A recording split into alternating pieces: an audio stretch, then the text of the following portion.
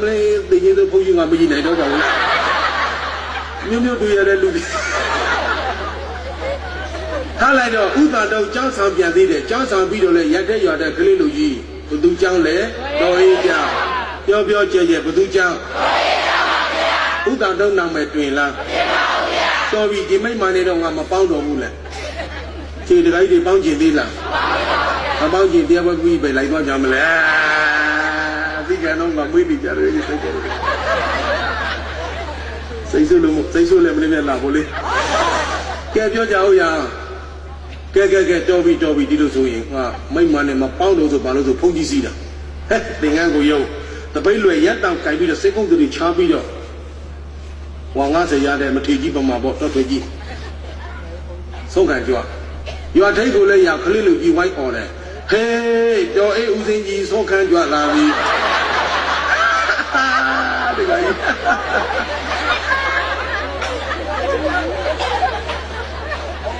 ဒီဗန်လေးနောက်ထပ်ကြစိတ်ဆူတော့တာတွေတမနေတော့ဆုံးခံဆုံးအောင်ကြွပြန်လဲရမထိုင်ဘူးတပိတ်ကြတော်ပြီငါလူပြထွင်းမယ်ဒလန်တောင်ငါနောက်မယ်မတွင်ရခေါင်းသလားဆိုပြီးတော့လူပြထွဲပြီးဘာလုံးသလဲဆိုရင်အယေတာဖဲရိုင်ခေတာအဲ့ဒါမှဥတာတော့ဖဲသမားအယေသမားจิตသမားလို့နောက်မယ်တွင်သွားတယ်နောက်မယ်တွင်နေတယ်ဆိုငါမေးပြီးမှပြောတယ်တချို့နေရာမှာကောင်းတဲ့နေရာမှာနောက်မယ်တွင်တယ်လို့တချို့နေရာတွေကမှာမကောင်းတဲ့နေရာမှာနောက်မယ်တွင်တယ်ခြေစမ်းကြဲကြဲကိုယ့်ရဲ့နောက်မယ်ကောင်းတဲ့နေရာမှာတွင်ချင်းကြလားမကောင်းတဲ့နေရာမှာတွင်ချင်းကြလားတွင်ချင်းကောင်းအောင်နေကောင်းအောင်လုပ်ကောင်းတာတွေပြောသူကောင်းချင်းကောင်းမကောင်းကောင်းကိုကောင်းသူတော်ကောင်းသူတော်ချင်းတော်မတော်တော်ကိုတော်သူတော်ကောင်းအပေါင်းကြောင့်ခုတ်တဲ့အပေါင်းကြောင့်ခုတ်ပြမောင်စုနာနီဖြည့်ကျဲကျဲတငါနာနီခုတ်ကြီးနာနီပြောငါလည်းမေးတာပဲစိတ်ရှိတဲ့လူသားပေါင်းတာခဏတော့စိတ်မရှိတဲ့ဘူးစေလေးမြေကြီးမှာခြားဆိုင်တော့ပါပဲပါဟုတ်လို့လားစဉ်းစားကြည့်နော်ဘူးစေမြေကြီးမှာခြားဆိုင်တော့ပါပဲပါမလဲဟုတ်ပါတယ်မဖြူကြည်တဲ့သူတို့မေးတော့အဲ့ဒါဘူးမေပေါင်းတဲ့အပင်လေးရှည်လာတော့စိတ်မတင်တော့ပါစေဘူးစေရှင်းစကားပုံရှိတဲ့ဘူးဆိုပြုံမသိသခွမ်းသိမလား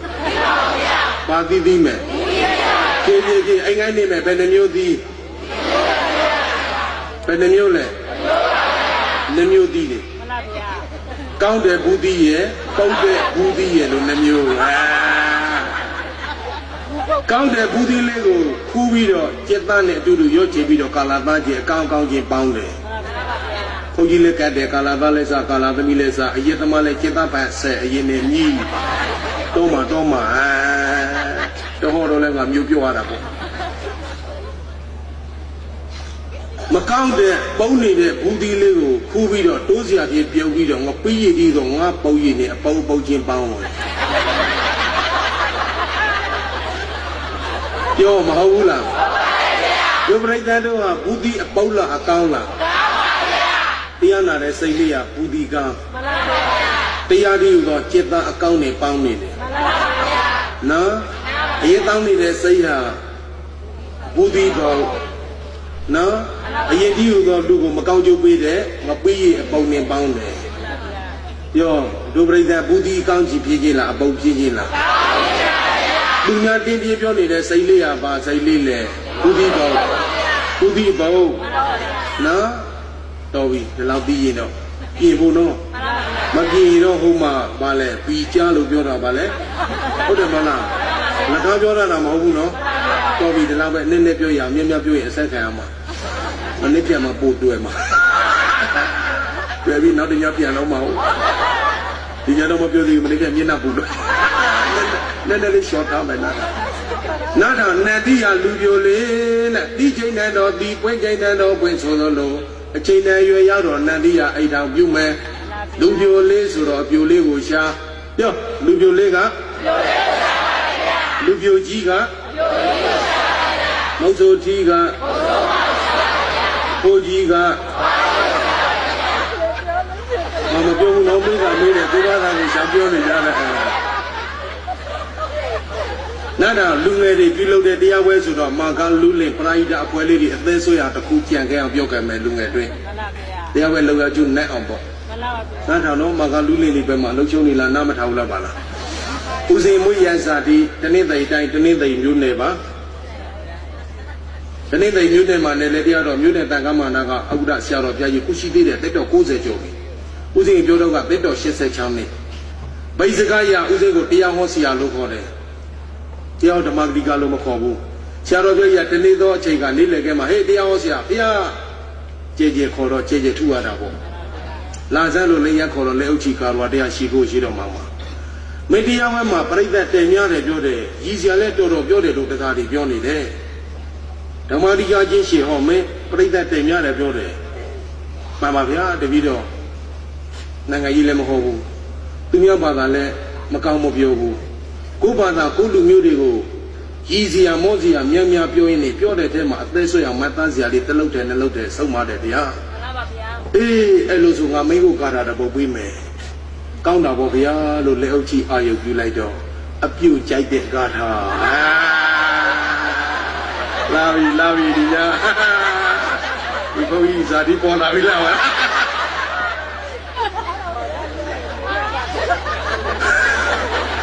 ဒီကာထာတဲ့ဒါလည်းရာထရောမြောင်များစွာသောပြိဿအများထဲမှာဟေးပြိဿကြီးတို့ကြီး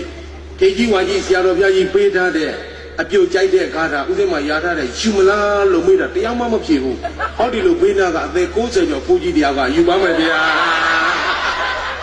ဒီကျုပ်တွေအများကြီးပဲဒီညာဒီပြိဿဒီကားတာယူမယူပေးခဲ့မယ်ကျေယူမလား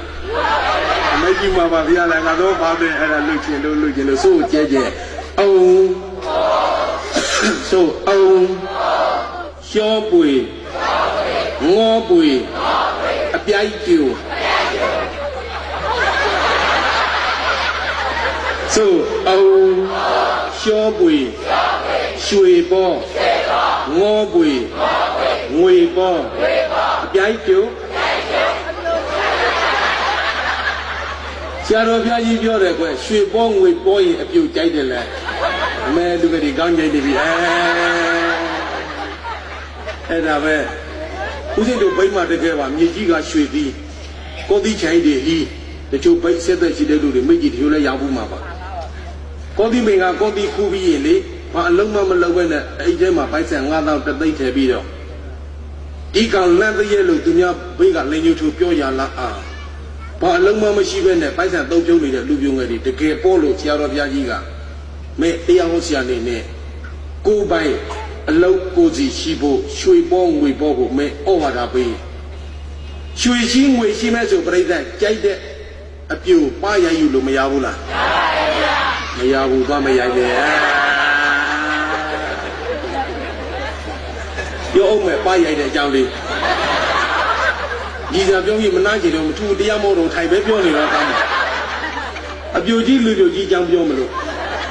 စာနဲ့ပိနေပြောရင်တကယ်ပါပြိဿအပြိုကြီးလူပြိုကြီးတွေဟောဗြဟ္မပြည်ရလာတယ်လေလူလူရဲ့ကိလေသာတဏှာရာကားကိုယွန်လို့အိတ်ထားမပြူတာတချို့လည်းမရလို့မယူတာတကယ်ပါဒီစကားကိုဒနုပြမျိုးနဲ့နေ့လေစောစားတကူမှဟောလိုက်တာရှေးမထိုင်နေတဲ့တရားနာတော်မကြီးအပြိုဟိုင်းကြီးမှလည်းမသိဆရာမကြီးလေဦးဇင်းအဲ့လိုပဲပြောတာဘောပြောနေကြစကားဟဲလူပြိုကြီးတွေကဗြဟ္မပြေလာတဲ့ကိလေသာတဏှာရာကားကိုယွန်လို့အိတ်ထားမပြူတာတချို့လည်းမရလို့မယူတာပြောတာစကားတော်မဆိုးတော်မရှိကသွေးထွေးအောင်မှန်ပါတယ်ဗျာ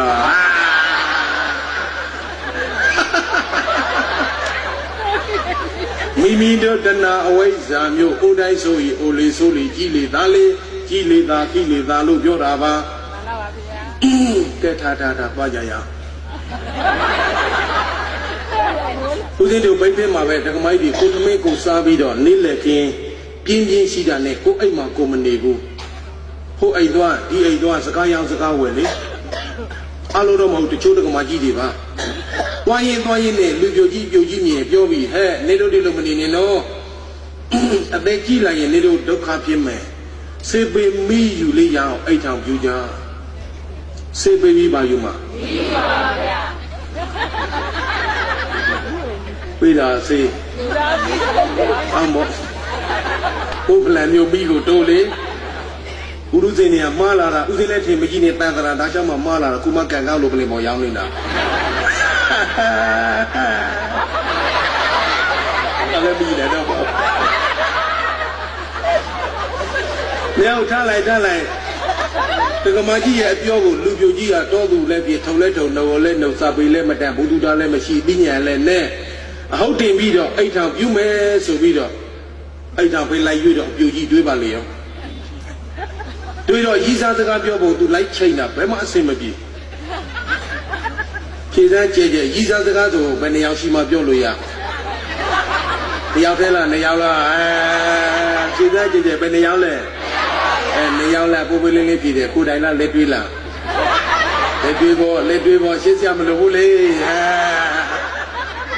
အပြိုကြီးကခုလိုတရားပွဲသွားလူပွဲသွားမင်္ဂလာပွဲသွားတာရင်နာရေးသွားအဖော်နေသွားတော့သူရီးစားစကားပြောဖို့လိုက်ချိတ်တာဘယ်မှအဆင်မပြေကဲတနေ့တော့ကံကောင်းချင်တော့အပြိုကြီးကတယောက်တည်းအိတ်တာတဲ့လူကြီးကလိုက်သွားတယ်ပြောကြည့်လိုက်မသွားဘူးလားဘယ်ကိုလိုက်သွားနေအောင်အိတ်သာထဲမလုံးနေအိတ်သာအစီးကိုသွားကျုံနေတာအိတ်သာထဲတဲ့လောပါကြီးတယ်နေမဟုတ်စိနေသားလည်းကြည့်ကြပါဦးအိတ်သာထဲတဲ့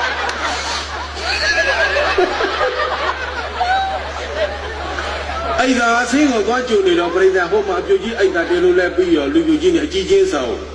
လူပြိုကြီးကမြရင်တွေခုံပြီးတော့ချွေးတွေကြားလာရွှဲရောပြောကြကြဘာကျွေးလဲ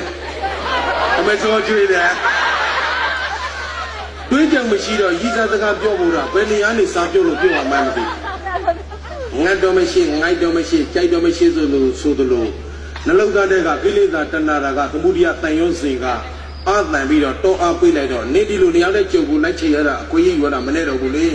ကဲကြုံတော့မဖြစ်မနေရီးစားစကားပြောတော့လို့ညီတဲ့ကတိုက်ထောပေးလိုက်တဲ့အားနဲ့ပါးစပ်ကထွက်လာတဲ့အပန်လေးကအမကြီးစားပြီးပြီလား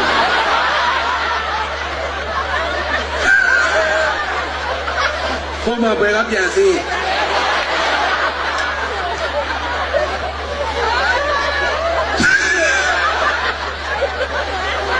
ဘယ်ပြောကမယ်ပြိဿစီးရတဲ့ဗနတ်ချိုးပါချတဲ့ပြန်စုခွဲပါလို့အရာကိုပါရယူလို့လည်းမရဘူးပြောကြကြလေးရလားရောင်ရှေ့ကစကဘဝအယမ်းမှန်တယ်ပြိဿပြောမတတ်တော့ဆဲဒီပါဇာရေးကြည့်တယ်ချင်းအောင်ပြောတာလဲဒီပါဇာမဟုတ်အောင်ပြောတာလဲဒီပါဇာပြောကြကြမဟုတ်ဘူးလားဒီစမ်းကြကြပြောမတတ်တော့ဆဲတန်နဲ့ပြောမတတ်တော့ထိုင်မတတ်တော့မြင်ခွင့်မကားဆိုပြောမတတ်ပါဇာပိဋ္ဌာထိုင်မတတ်မတ်တန်ရနေဒီပရိသတ်တွေတို့ဒီညမိုးလေးမှာဒီတရားမဆက်တော့ကဲပြောကြအောင်ရအောင်နန္ဒီရလက်လူပြိုလေးလာပြန်ပြီအပြိုတော်ဖြစ်တဲ့သတို့သမီးကိုလိုက်ပြီးတော့ရှာတော့ရေဝတီဆိုတဲ့အမျိုးသမီးကိုသွားတွေ့ပြီးရေဝတီနာမှာရေဝတီမြည်ကြီးတဲ့ကုမာရီသတို့သမီးကတော့အတန်တော်သရတရားမရှိပြောရေဝတီမှာသရရှိလားမိစ္ဆာဒိဋ္ဌိယူရှိတဲ့ရေဝတီဘုရားကိုလည်းမကြည်ညိုတရားကိုလည်းမကြည်ညိုသံဃာကိုလည်းမကြည်ညိုသို့တတ်တူချင်းသာတတ္တဝါပေါင်းကနေကြသည်မြင့်မြတ်စိတ်ရင်အချင်းချင်းပေါင်းသိနေကြသည်ရုံညက်စိတ်ရင်အချင်းချင်းပေါင်းသိနေကြသည်နန္ဒီယောနာမနန္ဒီယမိတဲ့ကုလန်သာဗုဒ္ဓသူတို့ကောင်သားသည်တံမိစ္ဆာဒိဋ္ဌိယူရှိတဲ့ဒိုယေဝရီကိုနာအိစီနန္ဒီယမလိုခြင်းပြောကြဲကြဲလိုခြင်းရဲ့လားအသွင်တူမကဲမလိုခြင်းပေးမယ်ပေးကနာချဖြောက်ပြပေးစားလိုက်တော့ညာရောခမျက်မြတ်ပေါ့နာတရားနဲ့ချုပ်မယ်ဗျရှေ့ဟောတာဖြစ်တဲ့တူအောင်ဟောဖို့ဆိုဟိုကြော်တီပြန်ဘယ်သူမှဒီကိုသိတယ်နာကြော်ညာပြီးပြန်ရင်ပြန်လို့ရောက်နန္ဒီယနေညာပြီးတော့အိရှိမမတ်တထိုးပြီးတော့ မြတ်စွာဘုရားနဲ့တန်ခါတော်ရှင်သူမြတ်တို့ကိုနေတိုင်းနန္ဒီယစွမ်းလူတယ်လူရင်းပြောမယ်နော်ပါဠိမရောလို့ရှိမှဆိုလို့ကြုံမယ်နန္ဒီယဘာလို့လဲစွမ်းသူ့ရဲ့ဇနီးမယားဖြစ်တဲ့ယေဝရီကိုခိုင်းတယ်ဟဲ့ချင်းနမယေဝရီရဲ့မနှင်းပြန်မြတ်စွာဘုရားနဲ့တန်ခါတော်ရှင်သူမြတ်တို့စွမ်းခံကြွလာရင်စွမ်းလောက်လူဖို့ရန်တွင်စွမ်းကွယ်ဝေယဝိစာချစ်ပြုတ်စီမံဇံလို့ခိုင်းတာကိုယေဝရီညူညူဆူဆူဆောင်းဆောင်းအောင်နဲနဲကလေးမစေတနာမပါစေတနာပါရဲ့လားပါပါဗျာပြိဿတို့တရားလာနာတာစေတနာပါလားပါပါဗျာတရားရှိရှိနာမလားတူတူနာမလားသိပါဗျာဒီပြီးရောနော်အညာမှာဓမ္မပတိကတပါတော်တော်အဟောကောင်းတဲ့ကိုတော့အိမ်မှာရှိတဲ့လူကုတ်လာတရားနာဟောတတ်တာဘလောက်တောင်အဟောကောင်းတယ်လဲဆိုလူကုတ်ဆိုတော့ခလေးအမေတွေလည်းပါလာတဏှာကြီးလောက်လဲကြာပြိဿဟုတ်ကြီးလဲအဟောကောင်းခလေးလည်းအငိုကောင်းခလေးမရချော့ခလေးကမသီးလုံးကိုဆိုတော့မတိတ်ပြပြနေကိုမသီးလုံးကိုတော့စိတ်ဆိုးလို့မရဘူးလေခလေးမရဘယ်နည်းမှချိုးလို့မရဘေးရတရားနာပြိဿတွေလည်းတလိန်ကွာမဟုတ်မှတကူလက်တွေကမြေဆောင်တစ်ချက်ရှင်းကိုမနီတာရဲ့တန်သမီးမရှိတဲ့ကိုချင်းမစားတဲ့ဟာမလေးဒီမြင်းနာလေးမြေခွေးမြေတော့ခလေးမိဒေါသထိပ်ပြီးတော့ပန်းဝန်းကျင်ပြုံးမယ်စားခလေးကိုပဲဘိုက်ခေါက်ဆွဲလိုက်ပြီးတော့တဲဟိုမှာနေဖေရတရားမဆုံးသေးဘူးလား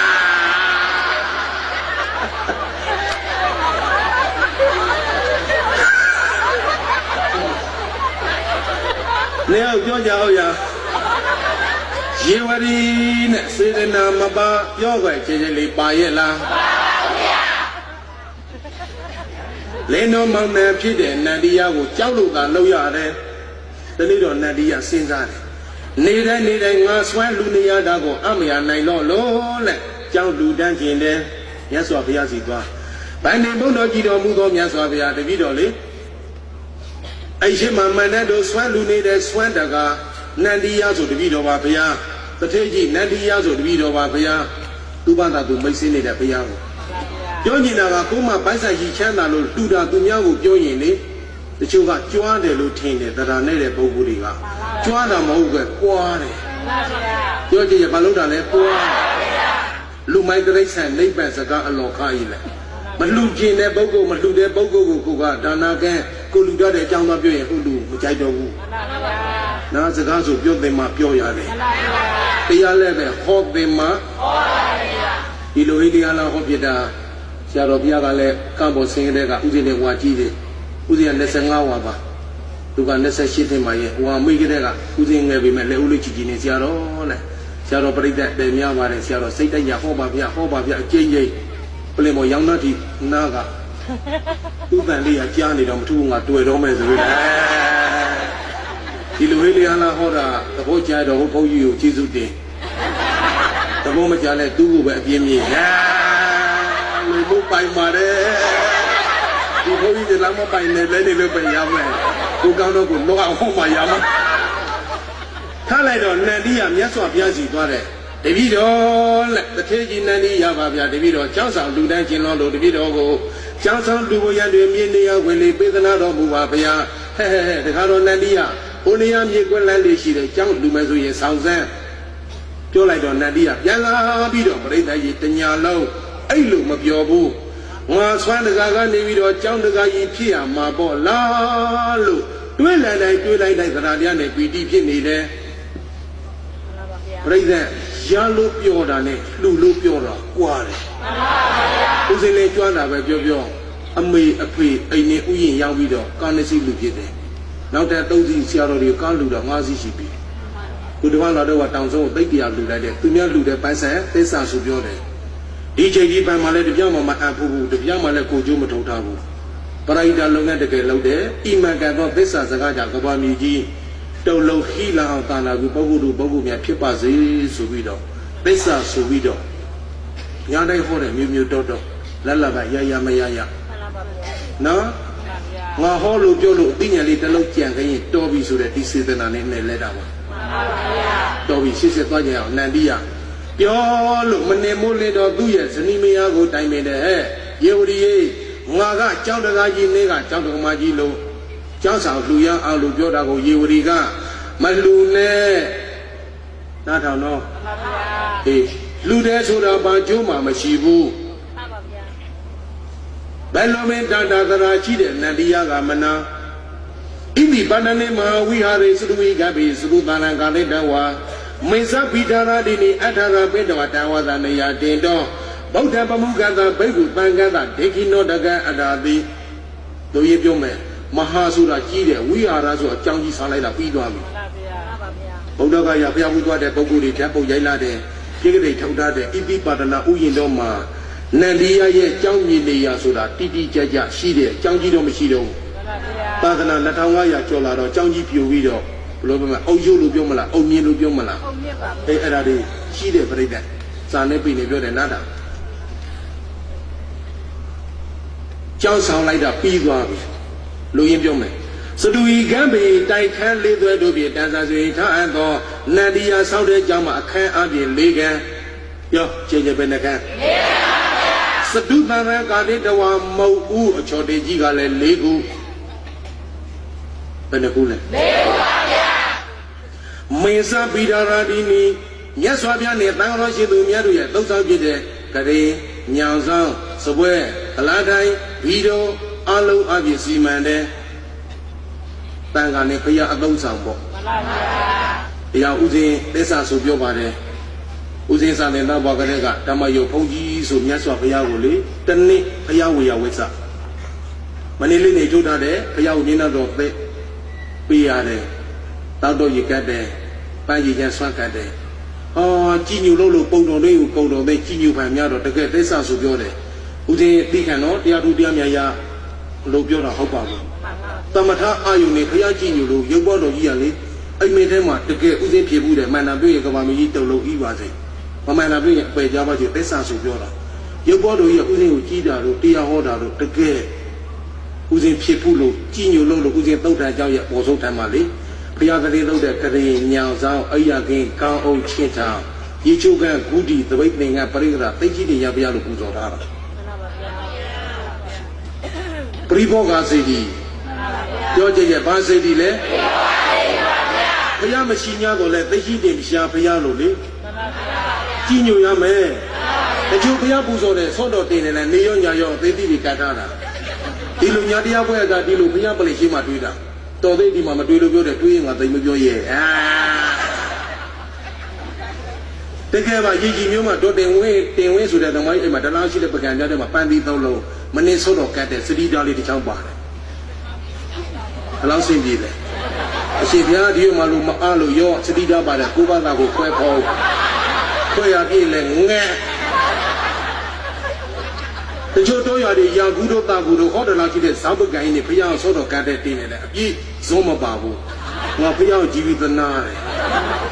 ဦးဇင်းတို့ကြောင်မျိုးနဲ့မှငါပြောချင်စီးပွားရေးရန်ကိုပို့တယ်အပိမှငါပြောပြီးသုံးလေးလုံးမဲရင်ရန်ကိုပို့လို့မရတော့မဲရင်ပယ်ကြတယ်စိတ်မရဘူးသွားခုတ်ပြီးတော့စေတနာပါဖိလိုက်ရေးစီးပြီးတော့ချွေပကံတရားကိုတပီးနေရောညာရောဘုရားဆော့တော်တင်နာကတ်တာလင်းကားရင်လာလဲကြအလုံးမဲဝင်းဝါလူတွေကပြန်စောပြီးတော့စားတရားကိုမပြောသေးအောင်ခိုင်းတာ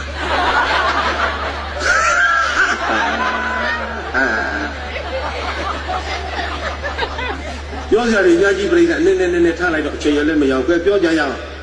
နန္ဒီယာအကြောင်းကြီးဆောင်လိုက်တာအပြင်အကုန်ပြီးပြီပြောကြဲမပြီးဘူးလားပြီးပါပါဗျာကျောင်းရည်စေချဝဲကိုတရားနာဖို့ရည်စေကြဖို့သူ့ရဲ့ဇနီးမယားဖြစ်တဲ့ရေဝတီကိုခေါ်တာရေဝတီမလိုက်ဘူး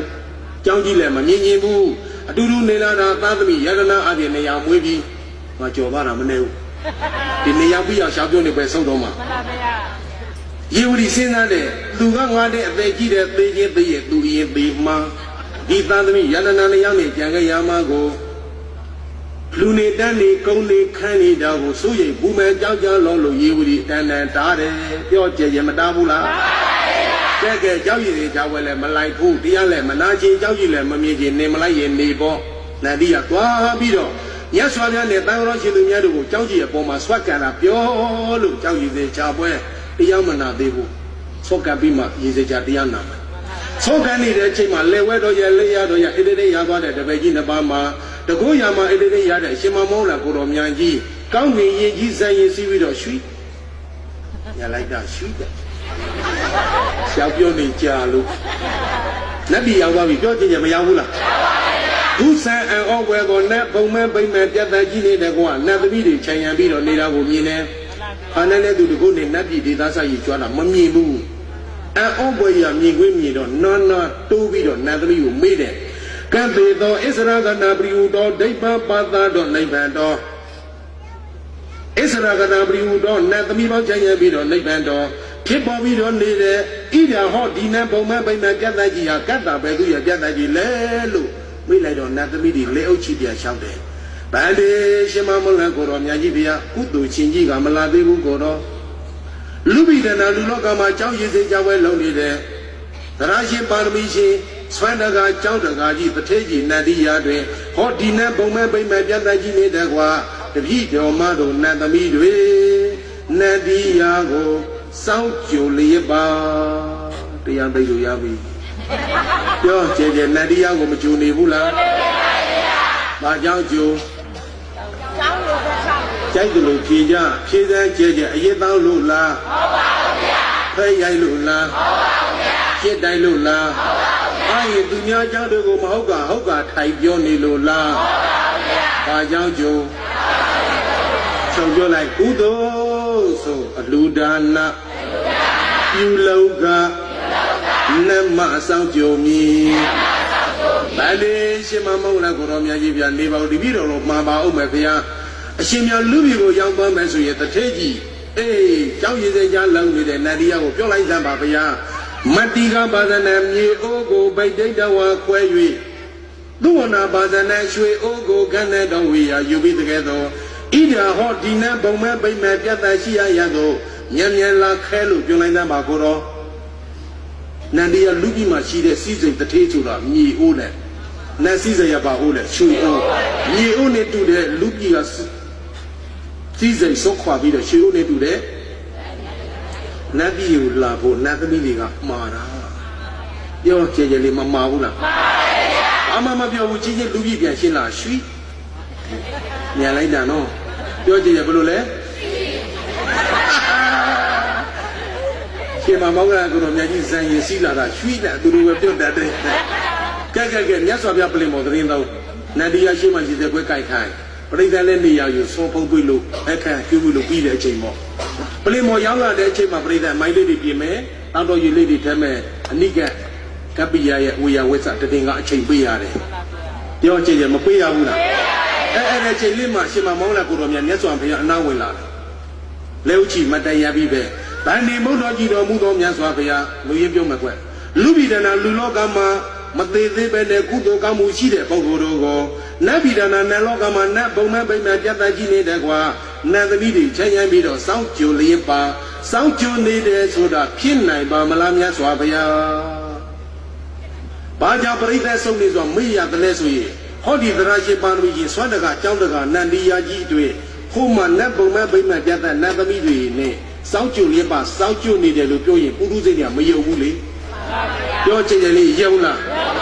Yes, I am a time you done yet or she the Pia, she know dog, how test of the deep shade Kugo Lolo.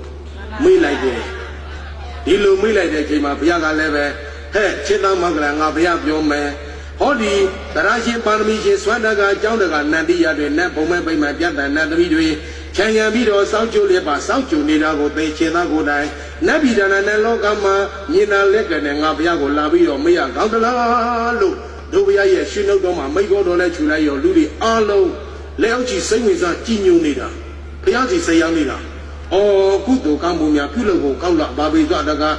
Nadia, Made Ben, Nabima, South Julipa, South Junidelo. Dobia, your neighbor, La, Ludi say Arlo Piazzi, Yanima, Piaga, Pali, Kara, Napai Hone.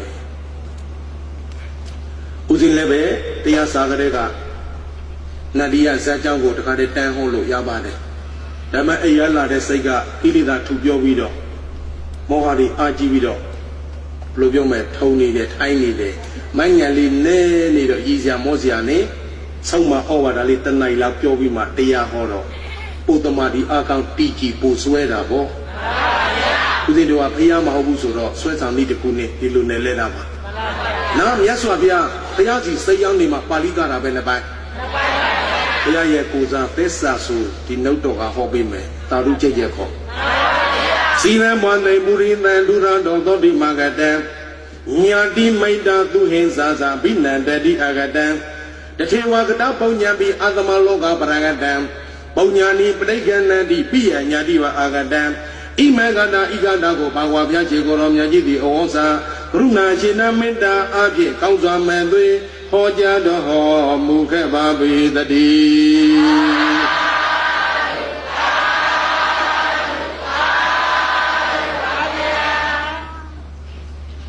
လူရင်းပြောမယ်နော်တရားနဲ့နဲ့ချုပ်မရမတကယ်ပါစနေထိုးတော့မှာနော်တရားရှိမှဆိုလို့ပါဠိအနေမရလို့မဟုတ်တော့ဥစဉ်အမြဲဟောနေကြခွေလက်ထွက်ပြီးသားတရားဗာမျိုးနဲ့လေတောင်တကုံမျိုးနယ်ကနေနေပြည်တော်မျိုးပဲဖြစ်ဖြစ်မန္တလေးမျိုးပဲဖြစ်ဖြစ်သွားပြီးတော့ပညာသင်စီးပွားရှားတဲ့သားတွေသမီးတွေမရှိဘူးလားရှိပါရဲ့အေးရှိတဲ့သားတွေသမီးတွေပြန်လာတဲ့ချိန်ကမှမိတွေဖတွေရွှေတွေမျိုးတွေကစောင့်ကြိုကြတယ်လို့ဥစဉ်ဒီညတရားဟောလာဖို့တွေ့ဒကာကြီးဥသိမ်းဝင်းပင်မခံသွားကြိုတာအကျဉ်းချင်းဥစဉ်ကြောင်းလာပြီးတော့လာပေးတာသူတယောက်တည်းရောက်တော့လေဒီဆရာတော်ဘုရားကလဲဥချီကျိုးနေတယ်နော်ကုသိုလ်ရှိတဲ့ပုဂ္ဂိုလ်လည်းပဲနတ်ပြည်ကစောင့်ကြိုလျက်ပါ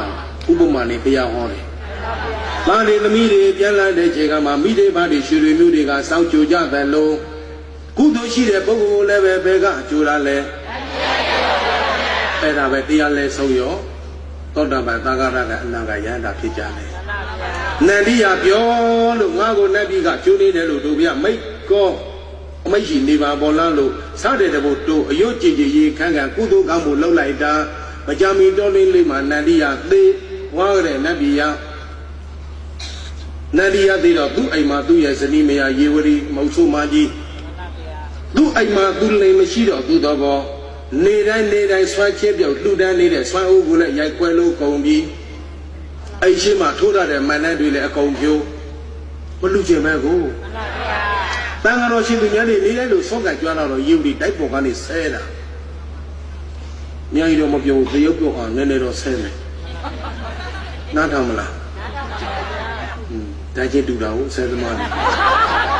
ဟဲ့ဥပရိယကရုတွေသပိတ်လဲဆွဲမျက်နှာမွဲနေအိတ်စင်လဲလဲတောင်းစားနေတဲ့ကရုတွေအရှင်များတို့ရဲ့တကားကြီးသေးပြီနဲ့ဆွမ်းလူချင်းရင်သိချိုင်းကိုလိုက်သွားကြဒီညဒီမှာကြိတ်မယ်အာယုံဆုံးဘယ်မှာကတ်မလဲတရားပွဲတွေမှာမေးတာတော့ရွာချေထားပြတာသိချိုင်းမှာကမ်းမဲ့ပေးတာဒီကြလည်းမပြောဘဲကိုမနေနိုင်ဘူး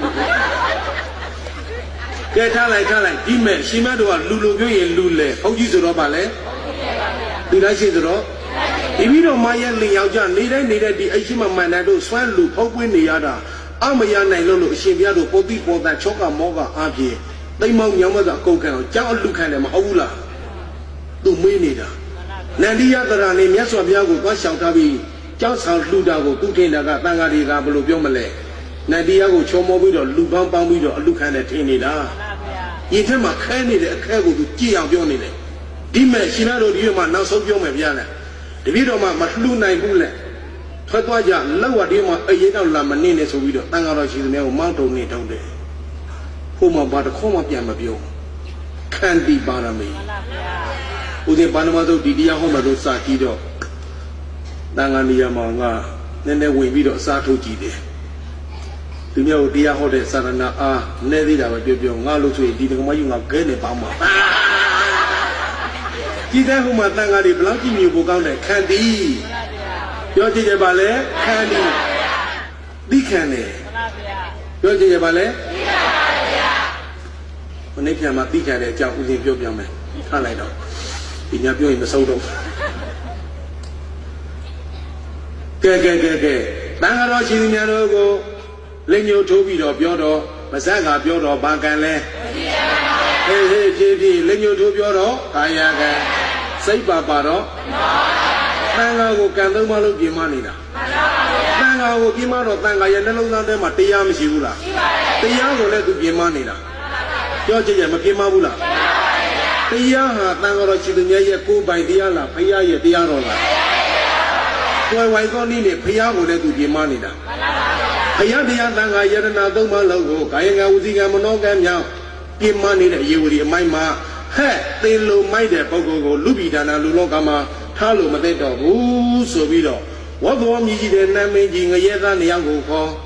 Baluyas are passing kind there. Ye would my magi, or the baby Lemago, Buluji Daga, Yabe Lemago, Buluji Daga.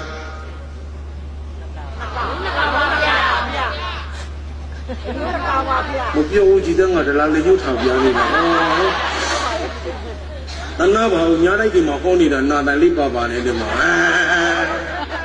We get Konyama, Twitter, Mosumata, not really the Najaba. Oh, yo, Jaya Blumenaga.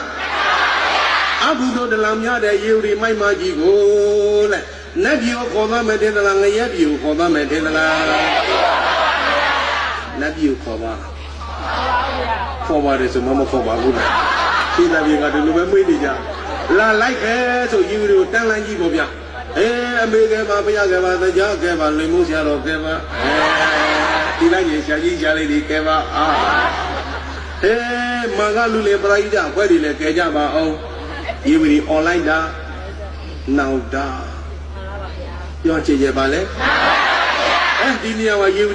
will, you meet there. Need to have video, Prida, killing a Talado, Nadia Shia, the Gobelado, ha. Chuyamama one way the night was on a Napo Mabina, and that's it, Kazan there. Cholo, Lalo, and Nadia will let me, you will be Yolo. Mauno, Nania, in the Mado, Piego, Chizamba, oh. Baluna Gani, Gabi, sweating up beside Yanoma, Cuba, Keba, Abia, Kuni, down like that. Young and now for Yonaga. Maun, Lubidana, Luloga, shake the Mago, Chipa, the Kemada, Kina, Mada, to the Jodas Gandhi, where young for me. Hello, there's a demo party, my papa.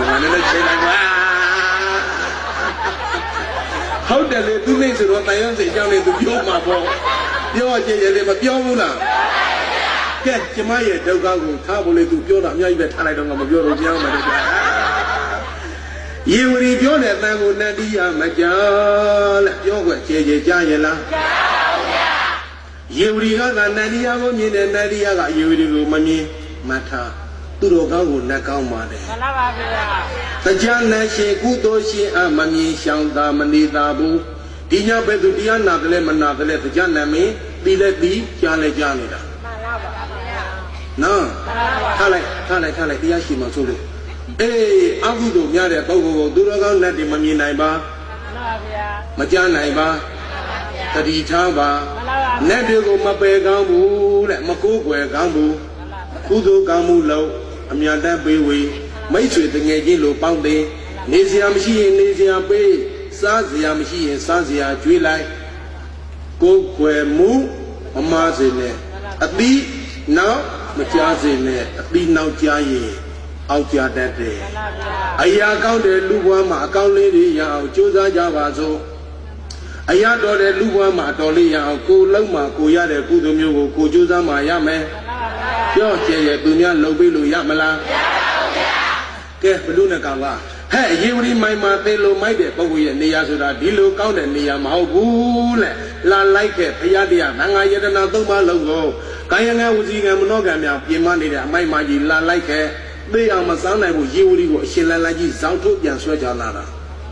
Tanda Wakangayama, DJ Dishide. Mayomi and Wadi.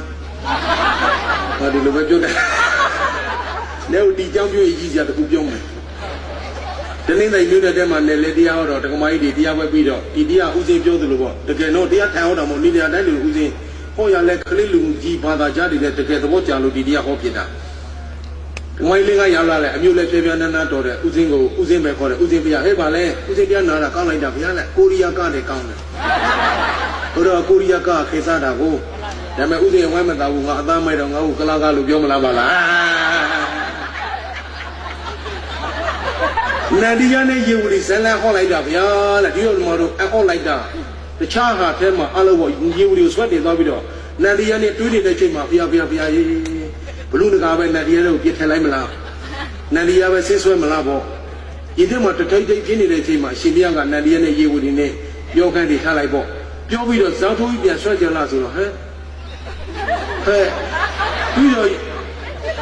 Gino Lolo, doing in every other, and wait to live on, have a bolule. South will be a treasure lasso. Who come out, what are the pursuit of lonely Bolivia? တရားနာပြီးပေါက်ရှာရှာမိတယ်တဲ့ဟာတယ်ဒကမကြီးဘုန်းကြီးဟိုနေပြောလို့မသိတော့ဘူးအိပ်ပြန်သွားရင်ကိုဘာသာကိုလက်တွေစမ်းကြည့်ရေဝရီကိုဘယ်ကကျိုးလဲငရဲပြောကြည့်ရဘယ်ကကျိုးဘာကြောင့်ကျိုးတယ်လဲဆိုလိုက်ကုသိုလ်ကံနဲ့နရာမွဲငရဲဆောင်ကြုံမြည်ဒီတရားနာပြီးကို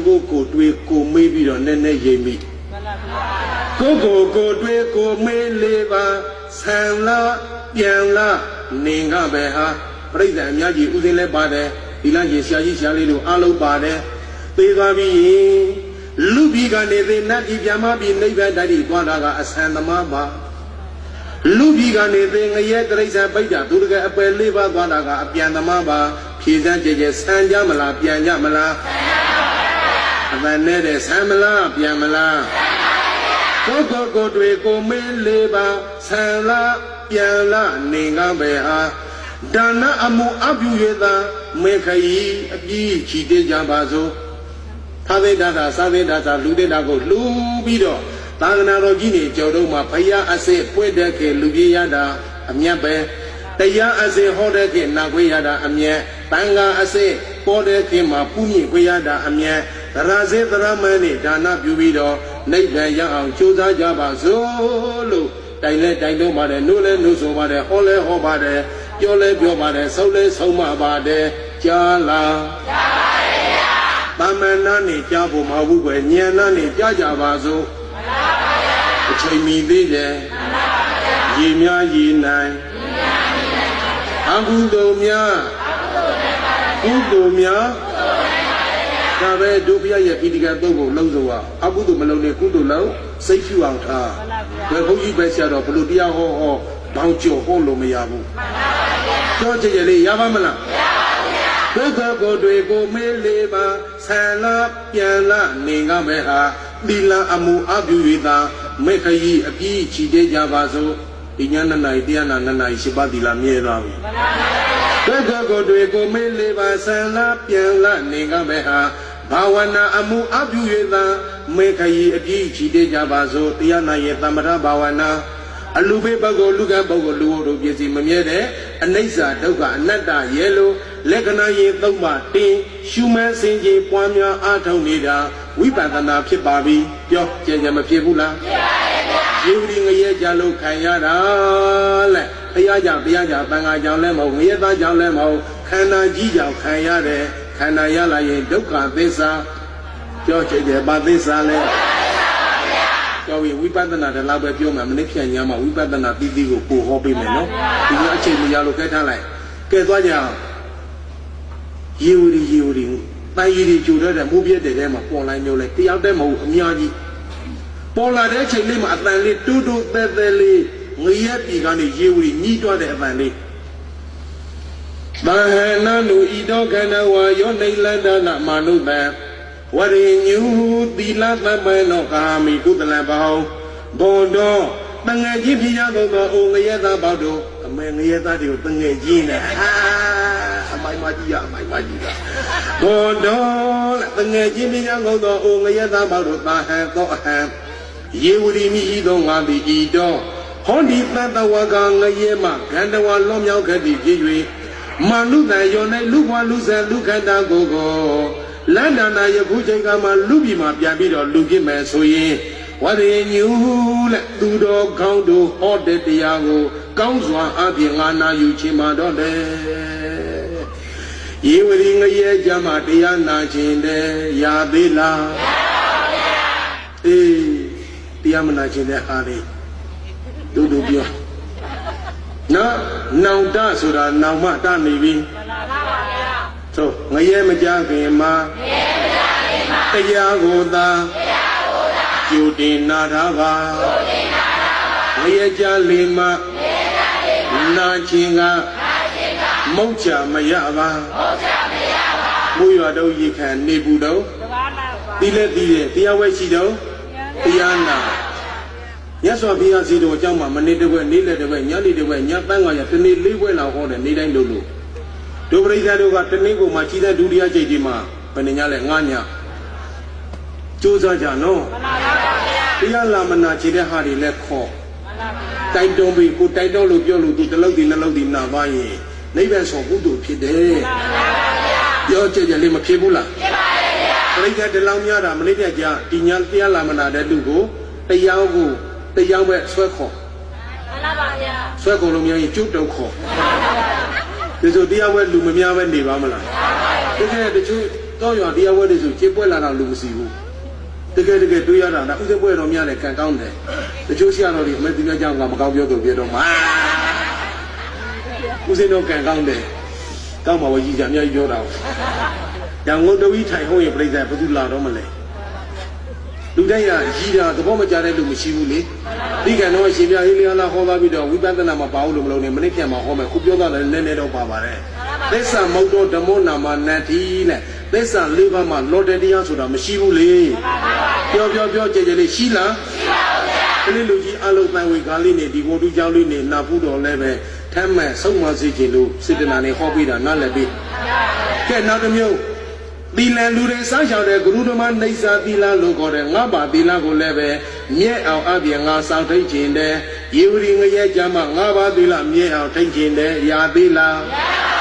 မဟုတ်မြောင်များစွာသောကုသလံကုသိုလ်ကောင်းမှုပြပြကိုကာဟာမိကောင်းစွာအပြင်ငါပြုလုပ်ခြင်းမှာတော့တယ်တဲ့ငရဲကြမှာယေဝရီကုသိုလ်စွာလုပ်ခြင်းနဲ့ပြောွယ်ကျဲကျဲရာသီလဤသည့်ဤသို့ယေဝရီနာမယေဝရီမြည်ကြီးတဲ့ငရဲမှာကြီးဒီကာဟာမိကောင်းစွာမှန်သွေကျူရင်၍နောင်တ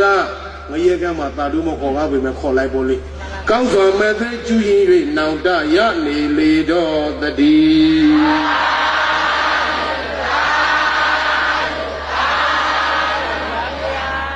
တပတ်လည်းမြုပ်သွားပြန်ပါပြီအယုတ်ထဲမှာပေါ်လာတဲ့အချိန်ကမှဒုတိယတကာထားအာရမဏိစာရောပိသံဒုက္ခေသင်္ကမနာနိစာဘာပေသံဥဒ္ဓပနိစာဝိပါတာနိနာစေတသာဟဲ့ငရဲသူငရဲသားတို့ရေလက်ဒီငရဲအိုကြီးပူလိုက်တာလူပြည်မှာတခဏလေးလူပြန်ပြင်မယ်ဆိုရင်ဒုက္ခေလူသွားလူလာအပ်ခေခဲလာစွာသောရှောညောအိအိုင်ရေခွဲတို့၌သင်္ကမနာနိစာလမ်းလေပြင်းမယ်တရားလဲခင်းမယ်ပွေလဲဖို့မယ်ရာသေးလားမရပါဘူးဗျာပြိဿတို့လမ်းလူတဲ့ကုသိုလ်တွေနော်လူအပ်တဲ့နေရာမှာလူပေးကြမှန်ပါဗျာဦးစိတ်ကျောင်းဆိုရင်ရေချောင်းခံနေတဲ့ရန်ကုန်ကြီးပေါက်တဲ့တကားကျောင်းပေါ့ဗုဒ္ဓဘာသာနဲ့ခရစ်ယာန်နှစ်ဘာသာပူးပေါင်းပြီးတော့မေတ္တာပေါင်းမှုတရားကြီးဆောင်းလိုက်တာနည်းနည်းနဲ့ပြီးသွားပါပြီသိနေတာလားနိုင်ငံတော်ကိုငွေတပြောင်းမှမပါဘူးနယ်လေးရဲ့တကြတပြလှူတဲ့ဓမ္မပူဇာနဲ့ခုတော့တရားနေဦးစိတ်ကြရအောင်ခေါ်ကြတဲ့ခင်ဖို့လဲစိတ်ကူးထားတာပေါ့လေတကယ်ပါဦးစိတ်တို့လည်းပဲမသိခင်လေးရေဝရီတရားကိုနာလဲနာစာဟောကြတဲ့ကိုကိုတိုင်နဲ့ကြောက်တဲ့တန်ဝေကလည်းဖြစ်တယ်တကယ်ဦးစိတ်ပါရမတ္တကျိစာယောဂဖြစ်တာသိဖို့တောက်နေတဲ့နဲ့ပဋိစိတ်တရားတိုင်တရားတော်ဦးစိတ်ကျောင်းမှာဓမ္မတုဒ္ဒရွှေညောင်ပဲရိတ်တော့ဆိုဗောဓိညောင်ပဲကြီးရှိတယ်ယုတ်ကုသိုလ်ရှိတဲ့ဓမ္မတုဒ္ဒအရှိပညာသောတာဆရာတော်ဘုရားကြီးကနတ်ဆေးဆိုတာတကယ်ရှိသလားဆေးဆရာယုတ်ကုသိုလ်နာမည်ကြီးလို့ဆောင်းမကြီးတို့စာဖတ်ပြိတ္တတနိုင်ငံလုံးတည်တဲ့ယုတ်ကုသိုလ်ဆေးကြောင့်ယောဂပြောင်းတာဒါဦးစိတ်စာအုပ်ထဲမှာပါတယ်တောက်နေပြီးမှဦးစိတ်စာယောဂသိဖို့ဖြစ်တာကိုယုတ်ကုသိုလ်ကဆေးလုံးသုံးလုံးတိုင်ယောဂပြောင်းသွားတယ်နတ်ဆေးဘိုင်းမခွဲရဘူးအဲ့ဒါမှနွားဒုတုတ်ရှိခိုးတာစာရဏအားအစာအိဖြစ်နေတော့မှပဲကန်ဆိုးကြည့်တော့မွေကိုင်းပြီးတော့ကြုံပြောမျိုးဆေးရုံရောက်သွားတာမသိဘူးဒီမသားအဲ့ဒါမှတိုင်ဝေကပြေးသွားတယ်နေမသိလို့သာသနာပြုခွင့်ရရဲ့ဒီသင်္နေကနာဘုရားကိုလှူဆိုပြီးတော့တကယ်ပါဒီသာသနာပြုစိတ်ဓာတ်ပြည့်ထန်သွားတာတန်ဝေကဟဲ့ပြောကြရဲ့ပါလေတန်ဝေကယေဝရီငရဲကြတာကိုပဲပြိဿတို့နောက်တမ်းမဖြစ်ကြတန်ဝေကမဖြစ်ကြရဲ့လေငရဲကြီးရှစ်ထက်ဥစဉ်နာကိမုန်တိုင်းမှာခွေထွေးနေတဲ့ဥစဉ်မဟောတော်ဘူးကဲကြမှာမုန်တိုင်းချုပ်ပြီးတော့ပါဠိတော်ရှစ်ပိုက်တော်တော်ကဟဲတရားဟောမယ်ဆိုတော့ဥစဉ်ကတကယ်ကိုရေနဲ့ကလန်းလန်းလဲလဲစာတူကိုတွေခံစားဟောတော့ညလက်ကြောင်ငရဲသားတွေအိမ်မက်တာကြောက်လို့ငါပြီးငရဲရောင်မကျလို့တကယ်မဟောတော့တာတကူတော့ပြောမယ်ငရဲကြီးရှစ်တန်းမှာအသက်တက်အတူဆုံးငရဲတကူကလေငရဲတရေလူနဲ့တွေအနေကိုသန်းတယ်ဘလောက်ကြောက်ဖို့ကောင်းတယ်တပည့်တော်တပည့်တော်လည်းဥစိတ်ကြောက်လိုက်တာတပည့်တော်ပဲပြောမယ်ဥစိတ်ကြောက်တရားစကားပြီးသွားတာမကြောက်သေးဘူးတော်တော်5 6ရောက်9ရောက်ဒီလိုက်ရှိရနေရရုပ်ဝိတ္တလောက်ရှိတယ်တရားတော်တန်ခါတွေကိုတပည့်တော်လို့ပြောဟောတော့ပါးစားကတပည့်တော်ပြောမိတာကောင်းပါနဲ့ဒီလူတွေဒီလိုက်ရှိဘုန်းကြီးဖြစ်တော့မလားဘာတော့မသိရတာငရဲတရေလူနဲ့တွင်အနေကူသန်းဆိုတော့သာသနာ2500ကျော်ကျော်ပဲရှိသေးတယ်တော်စိတ်စမာနာ မိတ်မယုံတို့ဒီဝဒတ္တတို့ယေဝရီတို့ငရဲမှာရှိတဲ့ပြိတ္တတရေမပြုတ်နေနာယီမီနေစက္ကန့်လောက်ရှိမှကွန်ပျူတာနဲ့တွေ့ကြည့်ဦးစင်းတော့မတွေ့ဘူးဆွဲပြီးတော့ငရဲရအောင်မစိုးလို့ကြောင်ဖို့ကောင်းတယ်နော်ဟဲ့ပြောကြည့်မကောင်းဘူးလားငရဲရအောင်သွားရင်ဒီလိုတရားနာကြည့်လို့ရပါဦးမလားမှတ်ထားကြယေဝရီငရဲကြာမှာလန်းလဲပြင်းရင်တဲ့တရားလဲခင်းခြင်းတဲ့ပွင့်လဲပူခြင်းတဲ့ရသေးလားမရပါဘူးဗျာနောက်တစ်မျိုးသူလုပ်ခြင်းတဲ့ဥဒ္ဓဘာနေစာလူအများသားသောကိုရတဲ့လက်စုံလန်းလေးကွာနဲ့ရေအိုးစင်လူခြင်းတဲ့လက်ငရဲကပူတယ်ရေအိုးစင်ကအေးတယ်ကြောင့်ကံဘုရားလှူတဲ့ရေတွင်းရေကန်တွေလှူကြရေတွင်းရေကန်လှူတန်းပြန်အမှန်အပယ်မကြပြီရေတွင်းရေကန်လှူတဲ့တကားတွေအပယ်ပိတ်တယ်လေကျောင်းလှူတန်းကအပယ်လဲပါမုတ်ကြမသွားပြီအင်္ဂုတ္တဝထာကထာမှာဓာတ်ရိုက်ပါတယ်သူဘုရားဟောတာလားတော့80သွားကြပါစို့နောက်တစ်မျိုးယေဝီဘာလို့ခြင်းလဲရောမိတ်နံနဲ့ဘုန်းကြီးကျောင်းရဲ့အတွင်းမှာပန်းပင်လူခြင်းလဲဘာလူခြင်းလဲပန်းပင်လူခြင်းပါဗျာရသေးလားမရပါဘူးဗျာတော်ပြီတပတ်လည်းမြုပ်သွားပြန်ပါပြီအတန်ညာတော့ပြန်ပေါ်လာတဲ့ချိန်ကမှာတတိယတကားတာနောက်ဆုံးသူဆုံးပါပြီသာတုံတသိပေသတသိယာစာပေကံအတ္တမိပါတိဟာရိယပေကိစ္စအထင်ကသုတမဟိတံလက်ဥပုံဆောင်ခြင်းတယ်ပြောကြဲရသေးလားမရပါဘူးဒီနေ့ဥပုံနေဆိုရင်မနေ့ပြန်တရက်တိုးပြီးတော့ဆောင်ခြင်းတယ်ဒုပရိသတ်တို့ဗုဒ္ဓဘာသာလူမျိုးတွေအလုံးလက်ဝါတွေဥပုံနေတိုင်းကြောင်းကံဘုရားဥပုံစရံဆိုလူကုန်မရောက်ဘူးကွယ်ဝါကြောသွားရင်ဘုန်းကြီးကျောင်းနဲ့ဥပုသ်စရံနဲ့ပေကန်းရှင်ကံပြန်ဒီလိုမျိုးကြီးတော့မှာဦးစင်တဲ့တော့တဲ့ဇီယိုကြီးရွာရဲ့တစ်ဖက်ကမ်းမှာခရစ်ယာန်ကျောင်း၅ကျောင်းရှိတဲ့ပြိတ္တနွေမိုးတနေ့ကလေးနေတိုင်းသူတို့ဘုရားကျောင်းကလေးလူကြီးပုံမှန်တင်းတယ်သူများဘာသာမပေါက်ခန်းနဲ့မကောင်းဘူးပြုတ်နေကိုဘာသာကိုလူမျိုးတွေနေပါလို့နေတယ်လေကိုတွေးကိုမေးလေပါအကောင့်တကားကောင်းဘယ်ဘဝကောင်းတယ်သာသနာတွေးရလူဘဝကောင်းတယ်တချို့လူတို့လာဖြစ်ပါရဲ့သာသနာနဲ့မတွေးတဲ့လူတကယ်ပါတောရွာတွေမှာညာအထူးတရားဝဲမနာဘူးတဲ့လူတွေတကယ်ရှိတယ်ဦးစင်ကျောင်းတရားစခန်းမှာတကကြီးကြအသက်80ငါရင်ညာချုပ်ကြောင်ငို့တာဟဲ့တကကြီးပါဖြစ်ပါလေဒီပြီးတော့ပါတိုင်းနဲ့ဝေးခဲ့တယ်ဗျာလက်တော့မှလေသမန်တန်လေးရတန်လူဘဝတော့ရေစိတ်ချောင်းကိုတရားတင်ပြီးတော့ပါတိုင်းဝေးလာလိုက်တာ80ကိုရေဝရဟန်းကံဖို့နေသားကသင်္ကန်းသာမကြိုက်ဘူးလေကံကောက်လို့တောက်ဖို့ရေဖို့တဲ့ကဒုံလဝမဲလေးတည်းဖြတ်တယ်ဦးစီကျောင်းစခန်းကံကောက်လို့မဲ့ပါဆရာတော်ကြားရသပိတ်သင်္ကန်းပရိက္ခရာလည်းပေးအစာလဲချွေဒီလိုပြတယ်လည်းဟောပေးပြီးကြတဲ့အချိန်တပြီးတော့နှမျိုးလုံးလို့နှောင်တာဖြစ်တယ်ဒီကြောင့်မလို့အသီးနောက်သို့နှောင်တာမိုင်းနှောင်တာနှောင်မမဖြစ်စေနဲ့နှောင်မဖြစ်ရင်အပေကွေမမီရောက်ရမှာနာထကိုအားကိုဆိုရကြံလာကိုမတဘအာထဇယဘယ်မှာမရှိအတိဝင်မှာကိုတရားကိုအားကိုပါတချို့ပြောတယ်လင်းလူရင်မရမယ်မရလူရင်လင်းရမယ်မဆိုင်ဘူးနန္ဒီယကုသိုလ်ယေဝရီနဲ့ဆိုင်လားဆိုင်ပါဘူးယေဝရီအကုသိုလ်နန္ဒီယနဲ့ဆိုင်လားဆိုင်ပါဘူးကိုလုံးမကိုရမယ်လူပိဒနာလူလောကတို့ကလင်္ကာမရကိုအာကိုမရကလင်ကိုအာကိုတယ်လို့ဘလို့ပဲပြောကဲသေသွားတော့နန္ဒီယကုသိုလ်ယေဝရီအာကိုလို့ရလားမရပါဘူးကိုအာကိုဆိုရကြံလားကိုမတဘအာထဇယဘယ်မှာမရှိအသီးဝင်မှာကိုတရားကိုအားကိုပါလင်းလူရင်မရသဘောတူမရလူရင်လင်းသဘောတူရင်တော့အတူပြူရင်အတူရတယ်ဒါလည်းပြောမယ်နောက်လင်မရကွက်ကုန်တော့မှာပဲအတွဲညီဖို့လိုတယ်နော်ပြောကြမလိုဘူးလားမရကလူကျင်ပေမဲ့လင်ကဆူလင်ကလူကျင်ပေမဲ့မရကငန်း